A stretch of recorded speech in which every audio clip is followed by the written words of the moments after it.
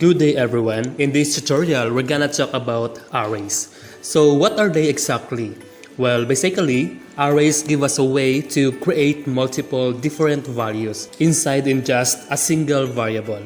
So previously, we've created a variable and give it a name, like name, and set this equal to a value, which could be a string. Now, this value is being stored inside this variable, right? Now, an array gives us a way to create multiple different values and store them all inside a single variable. Now, in PHP, there's three types of arrays. We have index arrays, associative arrays, and also multi-dimensional arrays. So I'm going to cover the index array in this video. And in the next videos, we'll talk about associative and multi-dimensional arrays. Okay, now, index arrays are the easiest to create and probably almost the most common as well, and they're very simple to set up. All we have to do is create a variable, and I'm going to call this people1 and set it equal to an array by using square brackets. This indicates an array in PHP.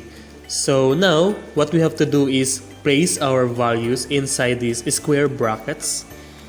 So if we're doing an array of strings, we could just do our first string. So first I'm going to say Sean is the first person. Then we create a separate values.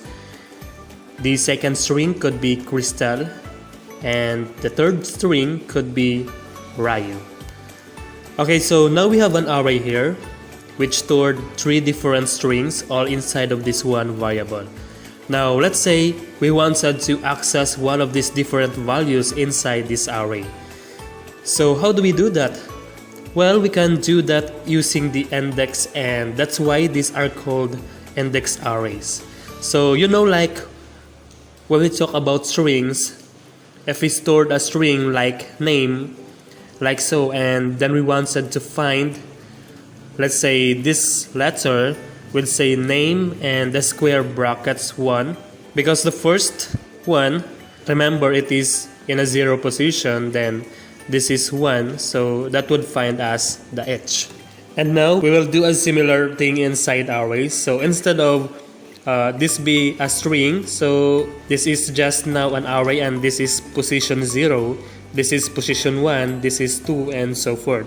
Okay, so if we want to access something from this array, we can just use square brackets to access the index of that element. So for example, we'll say people1 and then 1, and that would get us this, because this is in position 0, 1, 2, okay?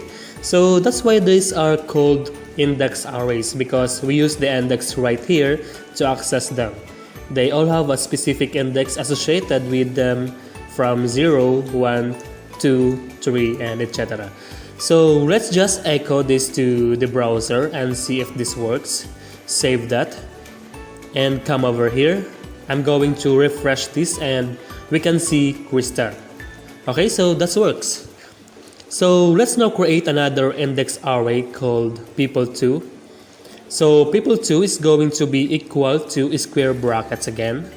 In fact, I'll show a different way to create an array, because sometimes you might encounter this, and this is one way to create an index array, and that's probably the way I use most often. And another way to create an array is by saying array and then parentheses, because this is a function and it is going to create an array forest.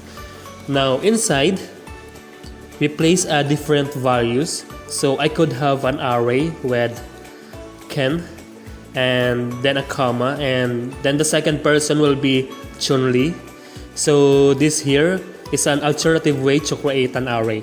We use the array keyword function, and we have placed our own values inside exactly the same way. Again, I probably use this way more often, and later on you will see me use this way because I tend to interchange them. Okay, so let's try this one. Echo, and we want people2, and we'll get position 1 again, which is this thing right here. It is in 0 and 1. So let's save that and preview it on the browser. and this time we'll see Chun-Li. Okay, so this works as well. So that's two different ways that we've seen to create an index array. Now it's not just limited to adding strings in a row. We can also add other data types as well. For example, numbers. So I could create another variable down here called ages and set that equal to an array. This time using square brackets, and I'll say 20, 30, 40, 50, and now we have an array of numbers. Now I want to show you a different way to print out the values of these arrays, because so far we've just been echoing out these single elements inside this array. What if we try to echo the whole array? Is it possible? Well, let me just try this. Echo ages and save this and preview over here, and notice array to string conversion on line 12 array. Okay, so it's basically not letting us to do this because this right here should be a string. Whenever we echo something out, it expects an easy conversion to a string. Okay, then it can output to the browser. So a better way to see this is to use a function called print_r. And that means print readable. So if I save this now, it's going to print a readable version of this array onto the page over here. So if I refresh now, we can see we have an array position 0 is 20, 1 is 30, 2 is 40, and 3 is 50. So this is good if you want to see what's in the array while you're developing. You can use this print_r function right here and pass in the array that you want to print to the screen in a readable format. So we have these different arrays now. Then what if we want to change one of the elements inside of these arrays? Well, to do that, we use square brackets rotation again. So say for example, I wanted to override this age right here with 25. Well, this is 0 and 1 position. So we say ages and then 1, and then we set that equal to a new value. So I could say ages 1 is now equal to 25, and now if you print r and then pass in ages, and this is going to update and show us that 25 is going to be in position 1 this time. So save that and refresh, and now we can see 25 is in position 1. Okay, cool. So that's how we override a particular value inside. But what if we want to add a new value to the array? Well, all we need to do, I'm going to comment this out, and let's say ages and then square brackets, and then we could say 60. And now what's going to happen is it's going to say, okay, you've not passed in an index into this array that you want to override. So what I'm going to do is just add a new element onto the end, which is going to be 60 now. So again, if we just print this to the browser, so save, refresh, and now we see 60. Now there's another way to add values onto the end of an array, and I'm going to show you that now, and I'm going to comment this out, and then I'm going to say array underscore push, which is a function, and this function takes in two parameters. First of all, array that we want to push a value onto, and that is going to be ages. Then the second value is going to be the value that we want to push onto the array. So I'm just going to say 70. So I want to use this array push method to add on a new element or a new value to the array at the end.